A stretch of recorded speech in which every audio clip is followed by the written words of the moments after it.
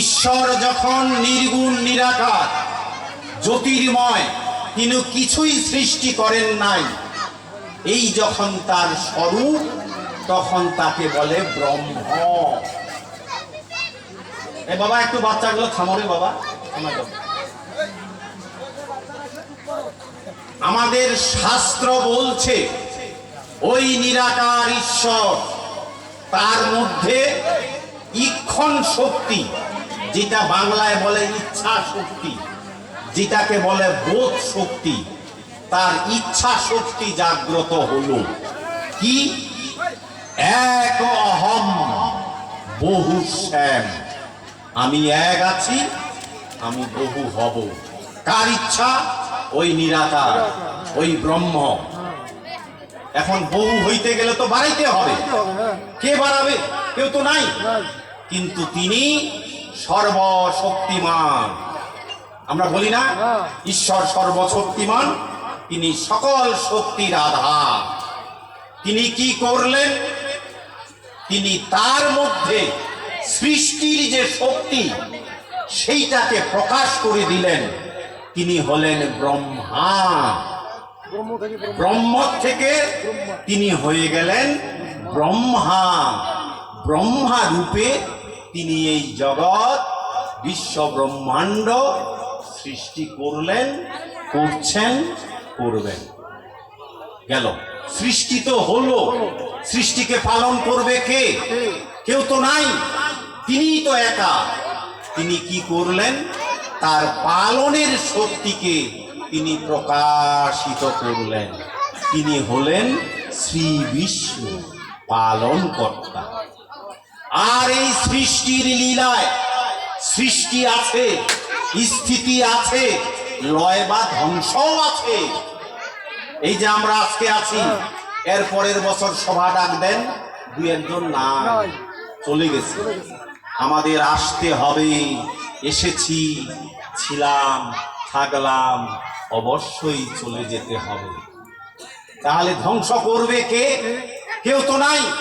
কিন্তু তিনি সর্বশক্তিমান, তিনি তার সংহারের শক্তিকে প্রকাশ করে তিনি হলেন সংহার কর্তা, মহেশ্বর বা শিব। এখন প্রশ্নটা হলো, তো ঈশ্বর তো একটা ছিল, এখন তো তিনটা হয়ে গেল, ব্রহ্মা, বিষ্ণু, মহেশ্বর। না, উদাহরণ এই যে আমাদের পরেশ চক্রবর্তী মহাশয়, ইনি যখন দীক্ষা দিচ্ছেন, শিষ্যত্ব গ্রহণ করছেন, অন্যদেরকে দীক্ষা দিয়ে ধর্মপথে আনছেন, সবাই আপনারা বলছেন গুরুদেব প্রণাম নিবেন।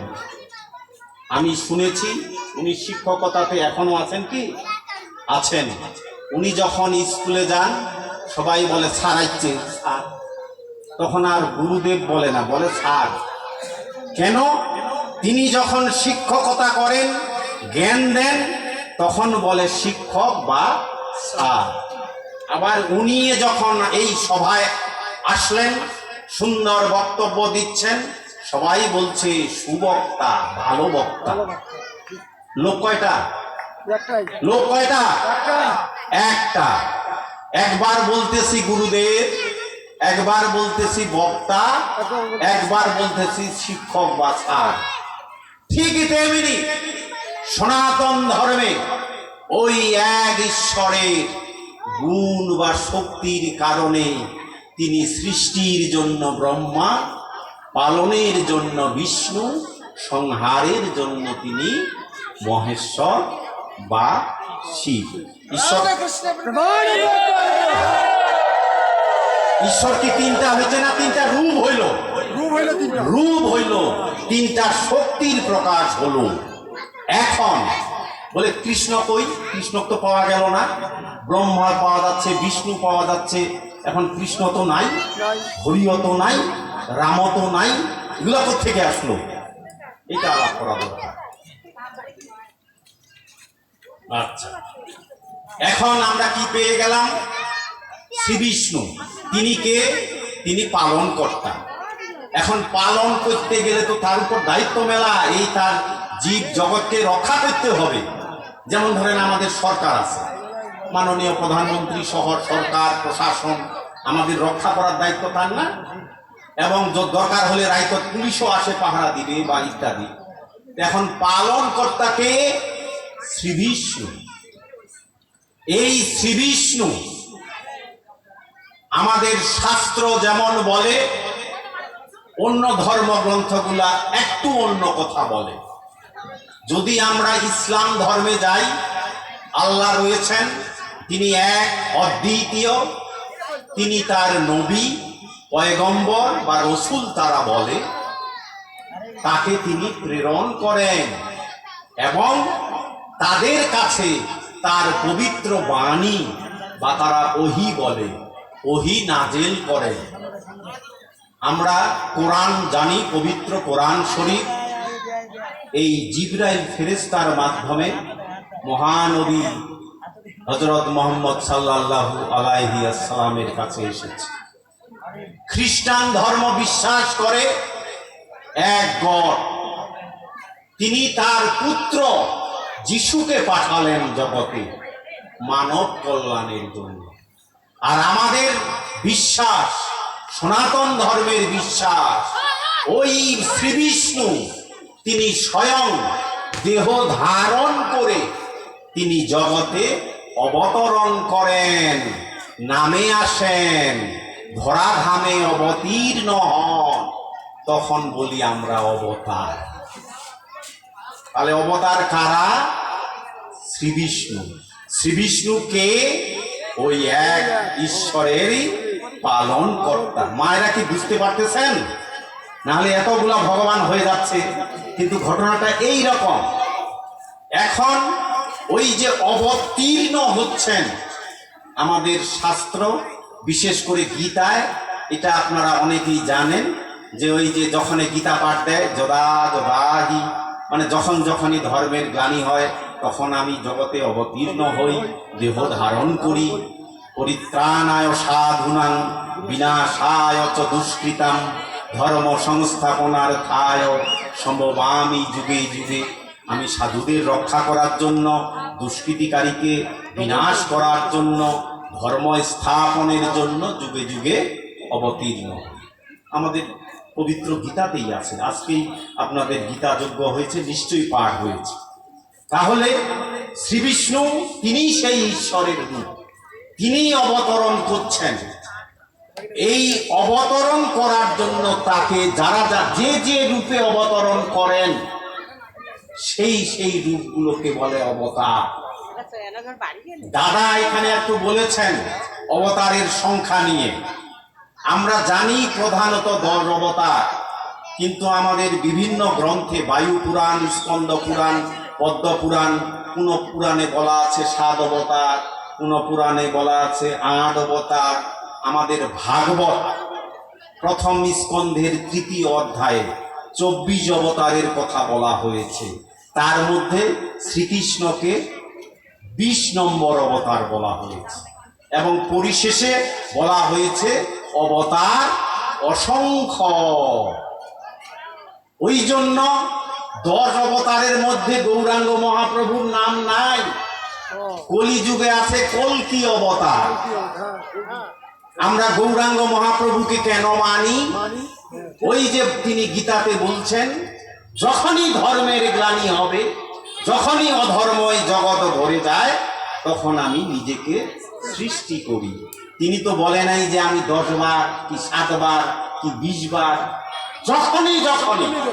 ওই জন্যই আমরা বিশ্বাস করি যে ওই গৌরাঙ্গ মহাপ্রভু তিনি এসেছিলেন।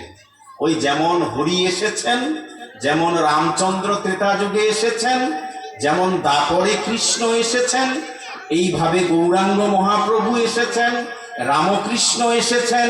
এভাবে অনেকের অনেক বিশ্বাস, কিন্তু এটাকে বিশ্বাসটাকে হানি করা যাবে না।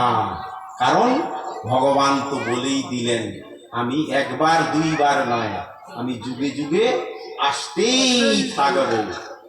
এখন অন্য কোন মত বলে এই আমারটা খালি ঠিক, ওইগুলা নয়। আসলে তাহলে কিন্তু শাস্ত্র সেটাকে সমর্থন করে না। এখন প্রশ্ন হলো এখন ভগবান কাকে বলছি? অবতারদের মধ্যে কেউ আছে পূর্ণ অবতার, কেউ আছে অংশ অবতার। যেমন আমরা বলি মৎস্য অবতার, কিন্তু বলি না ভগবান মৎস্য, ভগবান কূর্ম।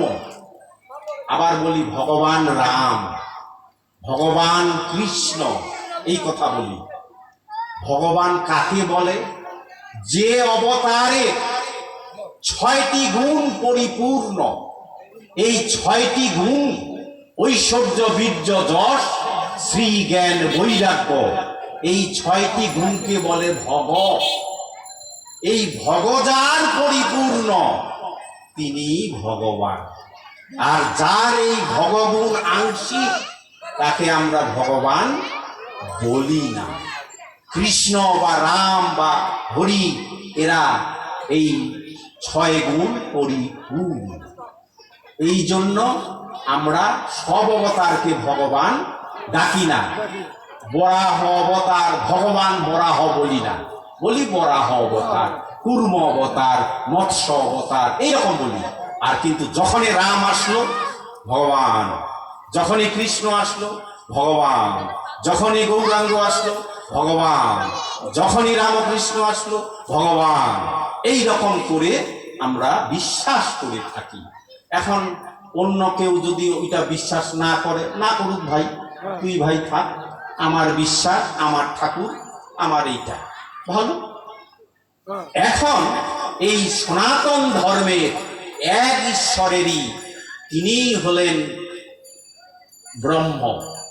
সৃষ্টি স্থিতি লয়ের জন্য তিনি যে লীলা করতেছেন তখন তাকে বলে ঈশ্বর। ব্রহ্মা, বিষ্ণু, মহেশ্বর, তাদের জন্ম মৃত্যু নাই। আর যখনই দেহ ধারণ করলেন তখনই তার জন্ম আছে, মৃত্যু আছে। আমরা ভগবান শ্রীকৃষ্ণের জীবন জানি। ভাগবতের 10ম স্কন্ধের 3য় অধ্যায়, কংসের কারাগার, ভাদ্র মাসের কৃষ্ণপক্ষের 8মী তিথি, বিশাল ঝড় ঝঞ্ঝাময়। তখন মা দেবকী বসুদেবের 8ম সন্তান জগতে এলেন। কৃষ্ণ রূপে আসেন নাই, চতুর্ভুজ রূপ না, মেয়ে রূপে প্রথমে এখানে আসে নাই। এই কংসের কারাগারে যে শিশুটি জন্ম হলো সেটা চতুর্ভুজ, শঙ্খ চক্র গদা পদ্মধারী। আর মেয়ে রূপে জন্ম নিয়েছে ওই মা যশোদার কোলে, ওইখানে মা কালী ওইখানে, আর কৃষ্ণ এইখানে। কিন্তু কৃষ্ণ রূপে প্রথমে জন্ম হয় নাই। ভাগবত আছে, ভাগবতের 10ম স্কন্ধ 3য় অধ্যায়ে শ্রীকৃষ্ণের জন্মতত্ত্বের বর্ণনা। শিশুটি চতুর্ভুজ, শঙ্খ চক্র গদা পদ্ম। কার রূপ? শ্রী বিষ্ণুর রূপ। এই রূপ দেখে বসুদেব দেবকী কান্নায় ভেঙে পড়ল, হে বিষ্ণু, স্বয়ং তুমি আমাদের সন্তান, আমরা ধন্য। তারপর আবার মায়ের মন কান্নায় ভেঙে পড়ল। এই যদি কংস দেখে ফেলে, এই তো 4খান হাত, এই তো শঙ্খচক্র, এই তো বিষ্ণু, তো মারি ফেলাবে। তুমি দ্বিভুজ হও, তুমি মনুষ্য রূপ ধারণ করো। তখন তিনি কৃষ্ণ রূপ ধারণ করলেন। কি প্রমাণ হলো? শ্রীকৃষ্ণকে, শ্রী বিষ্ণুই শ্রীকৃষ্ণ হলেন। এই শ্রী বিষ্ণুকে ওই ব্রহ্ম, তিনি শ্রী বিষ্ণু রূপ ধারণ করেছেন। তিনি সত্য যুগে হরিরূপে এসেছেন। শেষ করবো নাকি? এবার ইশারা টিশারা দিলে বলেন, বিরক্ত হলে শেষ করে দিব। হরিরূপে এসেছেন, ত্রেতা যুগে রাম রূপে এসেছেন, দাপরে কৃষ্ণ রূপে এসেছেন। এই হলো সনাতন ধর্মের ঈশ্বরের এই আবির্ভাব। এখন কেউ যদি বলে তাহলে তোমাদের ভগবান মেলা, মেলা নয়। তিনিই গুরু, তিনিই শিক্ষক, তিনিই বক্তা। নাম 3টা, রূপ 3টা। উনি যখন এইখানে আসছেন, দেখেন কি সুন্দর ধুতি টুতি। এমন জায়গায় উনি যান, আমার মনে হয় প্যান্ট পরেন। তখন রূপ আর নাই, তখন কিন্তু ব্রহ্মা হয়ে গেল বিষ্ণু। ব্রহ্মা পঞ্চমুখ, তখন হয়ে গেল বিষ্ণু গদা পদ্ম শঙ্খ এই চক্রধারী। আবার যখন শিব মনে করেন উনি বক্তা, তখন একরকম বা এমনও হইতে পারে ইনি ভালো কৃষি কাজ করেন আর চলে গেছে স্যালোর মেশিনের এখানে, তখন দেখেন তো একটা এই কাপড় চোপড় অনেকখান ওঠাই নিচ্ছে, শিব হয়ে গেল একটা ত্রিশূল হইতে তো। কিন্তু লোক কয়টা? একটা। এইটা বুঝতে হবে আমাদের, তাহলে কোনো গন্ডগোল নাই। এখন যদি কেউ বলে আমি বিষ্ণু ভক্ত বৈষ্ণব, হ্যাঁ ভালো, নমস্কার, প্রণাম, দণ্ডবত। বলে আমি শিব ভক্ত, বলে শিবটাকে ওই বিষ্ণু অজা শিবতা, গুরু অজা ভক্তাও তো তা, ব্রহ্মা যাতে বিষ্ণুও তো তা। তাহলে যারা শিব ভক্ত তারা তো প্রকৃত ওই ভগবানের আরেকটা রূপের ভক্ত। আমি যদি বলি গুরুটা ভালো কিন্তু ওই বক্তা উনি লোকটা খারাপ, তাহলে কিন্তু গুরুটাও খারাপ হয়ে গেল নাকি? কথাটা আমার বোঝা যাচ্ছে না? তাহলে এই রকম সনাতন ধর্মে কিন্তু আপনারা যে মত পথেরই হন, কোন মতের কাছে নিন্দা তাচ্ছিল্য করবেন না। যে মতেই কুলগুরু উনি আপনাদেরকে উনার পূর্বজন্মের স্বীকৃতি এবং উনি এই মানব জীবনে আপনাদের ধর্মের আলো দিয়ে পরকালকে আলোকিত করছে, তাকে হেয় করবেন না। অন্য কোনো মত আপনারা বলবেন না যে কুলগুরু খারাপ, আপনার সেই যোগ্যতা নেই, ঈশ্বর তাকে সেই ক্ষমতা দিয়েছে। কই অন্য কাছে দিয়ে তো দীক্ষা নেয় না, কেন দিয়ে? গুরুদেব আমার বদেশ্বরী মন্দিরের প্রধান পুরোহিত প্রণাম করে তাকে গুরু জ্ঞানে প্রণাম করছে, আর আমি যদি তাকে তাচ্ছিল্য করি তাহলে তো গুরু ব্রহ্মা, গুরু বিষ্ণু, গুরুদেব মহেশ্বর সেই রূপের আমি বদনাম করে দিচ্ছি। অতএব কে কি মতে আসেন, খালি মনে রাখবেন সনাতন ধর্ম মহাসাগর, অনেক নদীর মিলন। আমাদের যেমন বঙ্গোপসাগর, পদ্মা, মেঘনা, যমুনা, কর্ণফুলী। এখন যদি যমুনা বলে যে খালি আমি নদী, আল্লাহ তামান বন্ধ করো, তাহলে তো সাগরটাই শুকিয়ে যাবে। অতএব সনাতন ধর্মের ক্ষতি আপনারা করবেন না, বরং মহামিলন করেন। একখান গেন্দা ফুলের মালার থেকে একটায় যদি 4-5 রকমের ফুলের মালা দেন, ওইটা আরো ভালো। অনেক মত থাকুক কিন্তু মিলের মালা থাকতে হবে। অনেক মত থাকুক, ওই আমাদের মিলটা নষ্ট করা যাবে না। এইটাই সনাতন ধর্ম। জয় জয় রাধা কৃষ্ণ প্রভু। বলেন এখন আছে আমার কিন্তু এই বিষয়ে গেল। এখন একটা প্রশ্ন শেষ হয় নাই, কৃষ্ণই কি একমাত্র ভগবান নাকি আরো ভগবান আছে? এইটার উত্তর আমার কথা শোনার দরকার নাই, এই আমাদের রাম গোপালের কথা শোনার দরকার নাই, ওনার কথা শোনার দরকার নাই। গুরুদেব হলেও ভগবান কৃষ্ণ কি বলছেন, তার কি একটাই রূপ না আরো রূপ আছে? তার মুখেই যদি আমরা শুনি তাহলে তো বিশ্বাস হবে। হ্যাঁ, আমার মুখের কথা শোনার দরকার নাই, বাড়িতে যায় গীতা বাইর করবেন। যেহেতু গীতা যোগ্য, এখন একটু গীতা সম্বন্ধেই বলবো। গীতা বের করে 4র্থ অধ্যায় বের করবেন। এইখানে যারা গীতা পাঠক ছিলেন আছেন কি কেউ? কে আছে? আজকে যে পাঠ করছেন আছে? আসো তো বাবা, আমি একটু শুনি। ছোট ভাই একটু জানতে হবে এই কথাগুলো, যেহেতু গীতা যোগ্য। আমি কিন্তু একটু পায়ের বিষের কারণে এইরকম সোজাসুজি করিব, ক্ষমা করে দিবেন, কোনো মনে করেন। আচ্ছা, আমি একটা প্রশ্ন করি। গীতায় উবাচ মানে তো বলিলেন, উবাচ মানে বলিলেন। গীতাতে শ্রীকৃষ্ণ উবাচ কি কখনো আছে?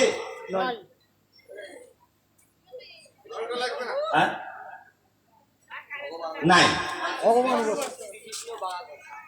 বাচ নয়, উবাচ মানে হলো বলিলেন। লেখা আছে শ্রী ভগবান। এটা শুনে নেন, বসেন এখন বন্ধ। শ্রী ভগবান উবাচ। এখন আমাদের গীতাগুলো আবার বিভিন্ন রকম আছে।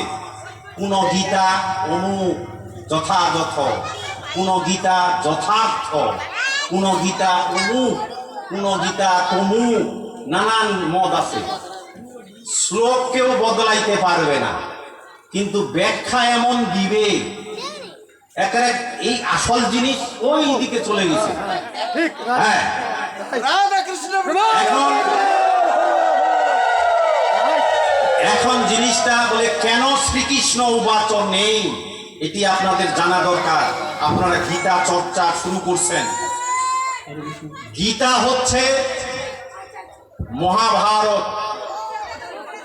মহাভারতে 18টি পর্ব আছে। আদি পর্ব, বন পর্ব, বিরাট পর্ব, ভীষ্ম পর্ব, এইরকম 18টা পর্ব। অধ্যায় নয় কিন্তু, পর্ব। 18টা পর্বের মধ্যে একটা পর্বের নাম ভীষ্ম পর্ব। ভীষ্ম পর্বের 25 থেকে 42 এই 18 অধ্যায় হলো গীতা। গীতা মহাভারতের অংশ। গোটা মহাভারতে ভগবান শ্রীকৃষ্ণ যখন কথা বলেছিলেন তখন লেখা আছে শ্রীকৃষ্ণ উবাচ। আর যখন গীতার মধ্যে প্রবেশ করলেন তখন একবারও লেখা নাই শ্রীকৃষ্ণ উবাচ, লেখা আছে শ্রী ভগবান উবাচ। এখন আপনি প্রশ্ন করবেন এইটা আর কি, ওই কৃষ্ণ তো ভগবান, ওই কৃষ্ণ না লেখে ভগবানে লিখে দিছে। মোটেও তা নয়। এইখানে মাথায় নিবেন, তাহলে গীতা বুঝতে পারবেন। আরেকটু জল খাই।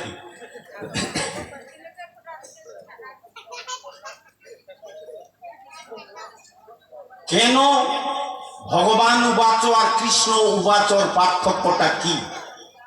উদাহরণ দেই। আমার নাম নীতিশ বক্সী, ডাক নাম মুকুল বক্সী। আমি এক সময় চেয়ারম্যান ছিলাম 3 বার সাকোয়াই। এখন কেউ যদি লেখে যে নীতিশ বক্সী এই কেসটার রায় দিয়েছিলেন, তাহলে কি হবে? 1983 সালে আমি প্রথম চেয়ারম্যান হই, 1998 সালে চেয়ারম্যানই আর দাঁড়াইলেন। তাহলে এই 83 সাল থেকে 98 সাল পর্যন্ত এই রায়টা হয়েছে। আর যদি লেখা থাকে সাকোয়া ইউনিয়নের চেয়ারম্যান এই রায়টা দিয়েছিলেন, তাহলে আমার আগে যিনি চেয়ারম্যান ছিলেন তাকেও বুঝাইতে পারে, আমার পরে যিনি চেয়ারম্যান আছেন বা ছিলেন তাকেও বুঝাইতে পারে। এই জন্য গীতায় 4র্থ অধ্যায়ে ভগবান অর্জুনকে কি বলছেন শুনেন। শ্রী ভগবান উবাচ ইমং বিবস্বতে যোগং প্রত্যুবানোহমব্যয়ম বিবস্বান মনোবিপ্রাহ মনুরীক্ষা কবি অব্রবীত এবং পরম্পরা প্রাপ্ত মিমং রাজর্ষয় বিদু সকালে নেহ মহতা যোগ নষ্ট পড়ন্তপ। বাড়িতে যায় মিলামেন, আমার কথা বিশ্বাসে করেন না। আমরা বক্তারা নানান কথা বলে বিভ্রান্ত করতে পারি। এর বাংলাটা কি?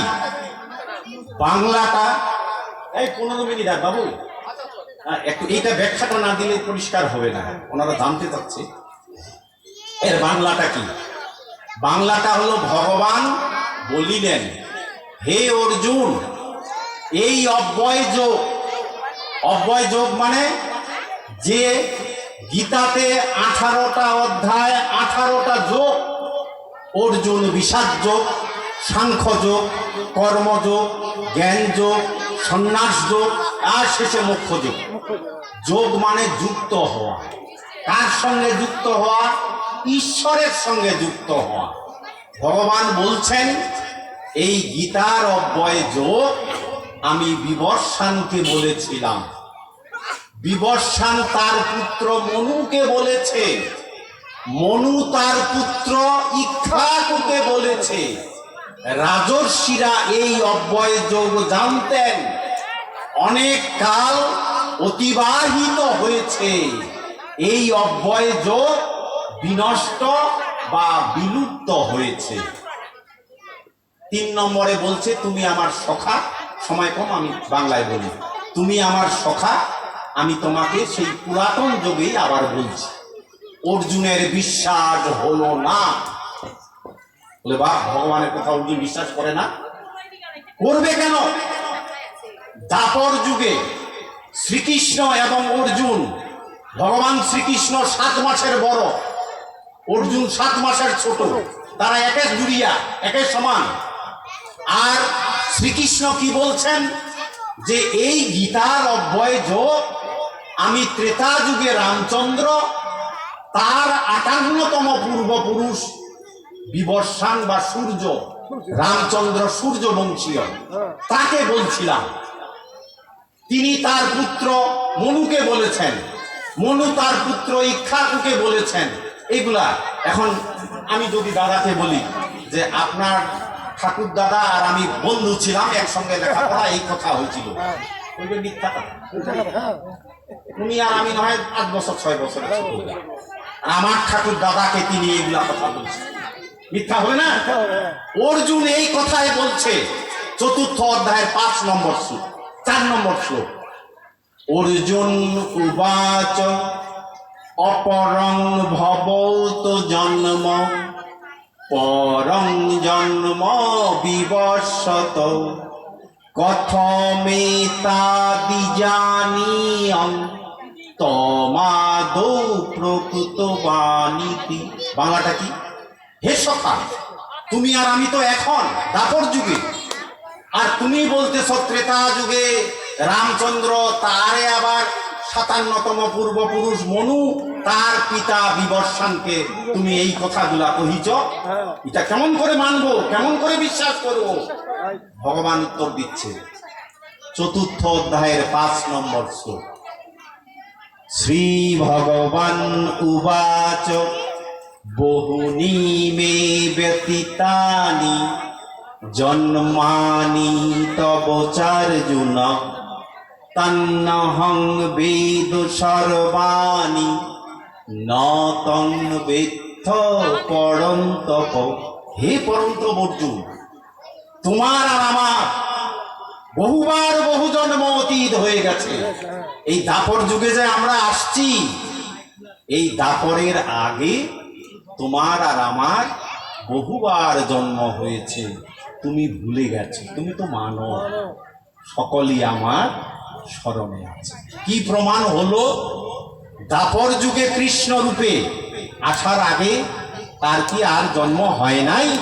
তিনি তো বললেন বহুবার, বহুনি মে ব্যতীতানি, বহুবার জন্ম হয়েছে।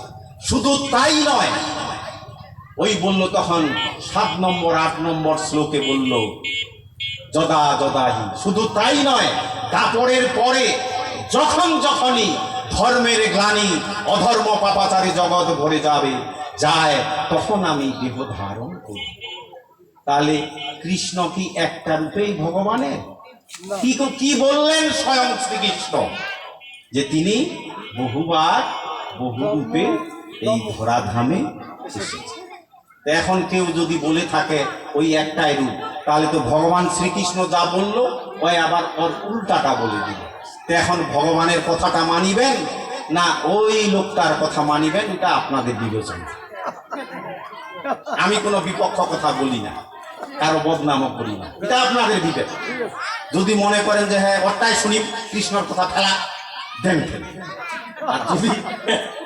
আর যদি মনে করেন যে না ভগবান স্বয়ং এই কথা গীতায় আছে আর এক হচ্ছে উল্টা কথা, তখন কিন্তু তাহলে অকহেন যে ভাই তুই গীতার বিরুদ্ধে বলিস না, বাইর করে দেখ। তাহলে গেল। এখন কোনটা প্রশ্নের উত্তর দিব, আহার না দেন প্রতিটাই দেন। হ্যাঁ প্রতিটা তখন টাইম নেই, যা তো প্রশ্নগুলো গেছি আপনার। মেলা হ্যাঁ কিছু কিছু বলবেন।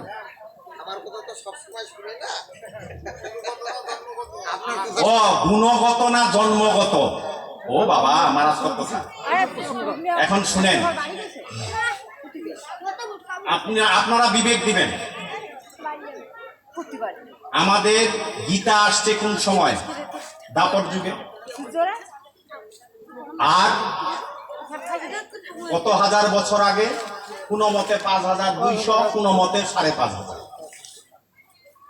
গীতার আগে, দাপরের আগের যুগটার নাম কি? ত্রেতা। তার আগের যুগটার নাম কি? সত্য। এখন আমাদের বেদের আগমন সত্য যুগে। এখন বেদের একটা মন্ত্র শোনায়, তাহলে আপনারা নিজের বিবেককে, আমি কিন্তু কোনো বিপক্ষ মতকে সমালোচনা করি না, আমি যুক্তিগুলা বলবো, এখন আপনারা বিচার করে সিদ্ধান্ত নিন। বেদের ঋষি বলছে যে আমার এক পুত্র ব্রাহ্মণ, শুনেন, মনে করেন এই বাবু বলতেছে যে আমার একটা বেটা ব্রাহ্মণ, একটা বেটা শূদ্র, আর বেটিটা বৈশ্য। বর্ণেরে দিচ্ছি, চতুর্বর্ণেরে যাচ্ছে, ওইটাই তো বলতেছি। এখন রাম গোপাল বাবু বলতেছে ওনারে উত্তরটা যে আমার একটা বেটা ব্রাহ্মণ, মনে করেন উনি ওই সত্য যুগের ঋষি, বলছে আমার এক বেটা ব্রাহ্মণ, আমার এক ছেলে শূদ্র, আর আমার কন্যা বৈশ্য। এটা যদি উনি বলে, তাহলে ওনারে জন্ম দেওয়া সন্তানের উনি বলতেছে যে একটা ব্রাহ্মণ, ব্রাহ্মণ মানে যারা শাস্ত্রজ্ঞ, বেদজ্ঞ, জ্ঞানী, জ্ঞান দান করেন, তিনি ব্রাহ্মণ। ক্ষত্রিয় কারা? যারা যুদ্ধ বিদ্যা রক্ষা সুরক্ষা দেওয়া, এটা ক্ষত্রিয়। আর বৈশ্য কারা? যারা ব্যবসা বাণিজ্য ইত্যাদি। শূদ্র কারা? যারা সেবা করে। এখন রাম গোপাল বাবু বলল যে আমার এক ছেলে ব্রাহ্মণ, এক ছেলে শূদ্র, আর এক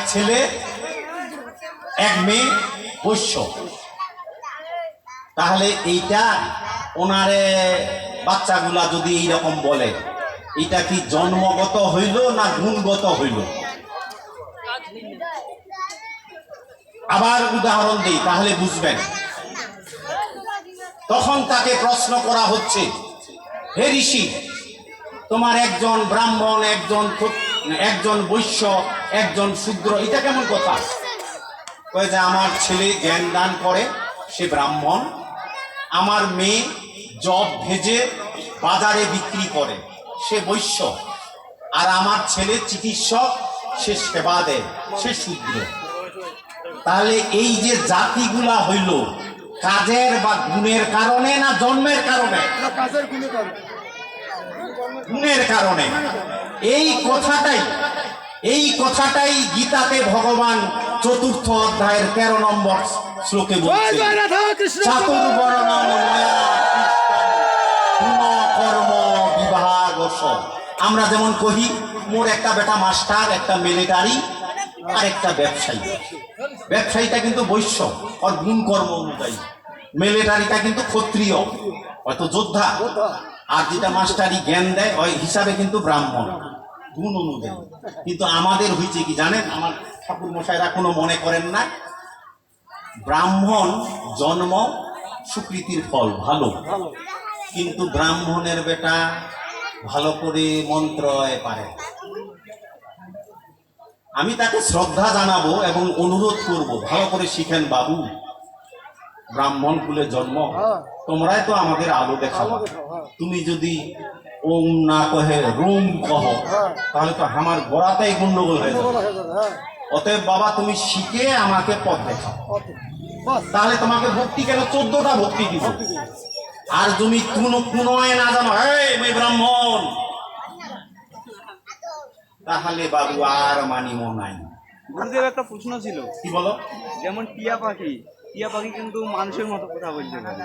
মানুষের হ্যাঁ, মতো? মানুষের মতো, কিন্তু সব টিয়া পাখি কিন্তু বলে না। না, তাহলে টিয়া পাখি কি গুণ হিসাবে, হ্যাঁ, যেহেতু হ্যাঁ। মানুষের মতো কথা বলতেছে, গুণ এখন হিসাবে কি তাকে মানুষ? সব বলে কিনা টিয়া পাখিদের মধ্যে অন্য পাখির তুলনায় এই গুণটা আছে। কিন্তু গুণটা তো মানুষের হইল, হ্যাঁ, কথা বলার গুণটা।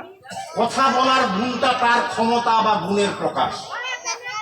মানুষের কণ্ঠটা পাইল না। এটা একটা গল্প শোনো। একটা মেলা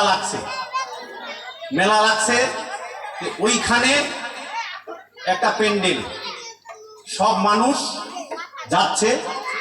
কি হয়েছে বলে, লোক এমন একটা লোক আছে, এমন করছে ডাক একলে কুকুরটা, এমন ডাক করছে একলে কোকিলটা, এমন একটা ডাক করছে যে একেবারে গাধাটা, এমন একটা ডাক দেশে মনে হচ্ছে বাঘটা। আর বহু লোক টিকিট কাটে দেখে। আর আরেকটা লোক ভাবিল, বাবরে ইলা ডাক শুনিবার টানে এত ভালো লোক, ওই কি করলে, ওই একটা একেবারে কুকুর ভালো ধরে আসিল, একটা পাখি ধরে আসিল, একটা কোকিল ধরে আসিল। কুকুরটাকে একটু দেশে ডান ঘৌ ঘৌ ঘৌ, আর একটা কোকিল হয়তো কোনো সময় একটু কিউ কিউ করতেছে। মানুষ এখানে যায় না, হ্যাঁ, মানুষ কথাগুলো তো আমরা জানিয়ে হ্যাঁ। ওইলা কুকুরলা ওই রকম ডাকাবে। নোটটা যখন কুকুরের মতো করছে, ওইটাই আমার ভালো লাগছে। যে আমাদের একটু দোষ হয়েছে এখন, সেইটা আমরা খালি জাতিকে ঘৃণা সেইটাও নয়, আমাদের মধ্যে একটা সম্প্রদায় হয়েছে ব্রাহ্মণ মানে ফেলাও আমার এই ধারাটাই ঠিক, আমার অত দরকার নেই, এইটা আমরা মানি না। আবার ব্রাহ্মণদেরও শ্রদ্ধা রাখে বলি, ব্রাহ্মণের বেটা ব্রাহ্মণ মন্ত্র যদি ভাই ভালো না জানে, ভগবানের ডাকেবার পথটা না দেখায়, তাহলে ভাই তোমারও এটা চলে না। গুরুদেব হবে সদ্গুরু, খালি গুরু ব্যবসা কামাই ধরিবে, ও গুরু গুরু নয়। এটা সনাতন ধর্মে বলে। জয় জয় রাধা কৃষ্ণ। এখন আমি নিজে কোনোদিন তো গুরু হওয়ার সুযোগ নাই, আকাঙ্ক্ষাও নাই, কিন্তু অনেক জায়গায় আমি যাই, আমার কহে দাদা জমিছে ভালো, মোর শিষ্য হইতেই আছে, টাকা আসতেই আছে। বুঝছো ভাই, এইটা কিন্তু বোঝাটা নিস, পরকালে কিন্তু তোকে হিসাব চাইবে। তুই যে যতীনক ভিক্ষা দিল, কি কি সৎ পথে আনছি, ওইটার জবাব ভাই দিস। বলে কি হবে, তো কাগজ ধরিবে, হ্যাঁ মুখে ধরিবে, বলে হ্যাঁ কুণ্ঠে আছে, বলে শাস্ত্র দেখে যে তুমি যদি মানুষকে পথ দেখাবে, সৎ পথ দেখাও, ওই টাকা কামাইয়ের পথ দেখায় না বাবা। ওই জন্য কেউ কেউ কিন্তু বক্তব্য দেয় একেবারে ব্রাহ্মণের বিরুদ্ধে, আমি ওটা নই। হ্যাঁ, তাদের পূর্বজন্মের সুকৃতির ফল, তারা সম্মানযোগ্য, তারা জ্ঞান দিবে। গান দিবি, হ্যাঁ। কিন্তু আবার তাদেরকেও প্রশ্ন করি, আপনি সৎ জ্ঞানটা দেন, সৎ পথটা দেখেন, খালি জন্ম নিয়া এইটা সার্থকতা হাসিল করেন না। হ্যাঁ। আর কি প্রশ্ন আছে আপনার বর্ণ সম্পর্কে? আচ্ছা যাই হোক, ওইটাই বুঝছি, এই বর্ণ নিয়ে এই আর কি আছে বলেন। আর দেখেন ওকে, আরো দেখেন। আর তো এ বাবা আসতে আছে, আহা ওরে বাপ, খাওয়া দাওয়া নিয়া এইটা তো 20 মিনিট লাগবে, না বিরক্ত হয়ে যাবে। হ্যাঁ, বলেন।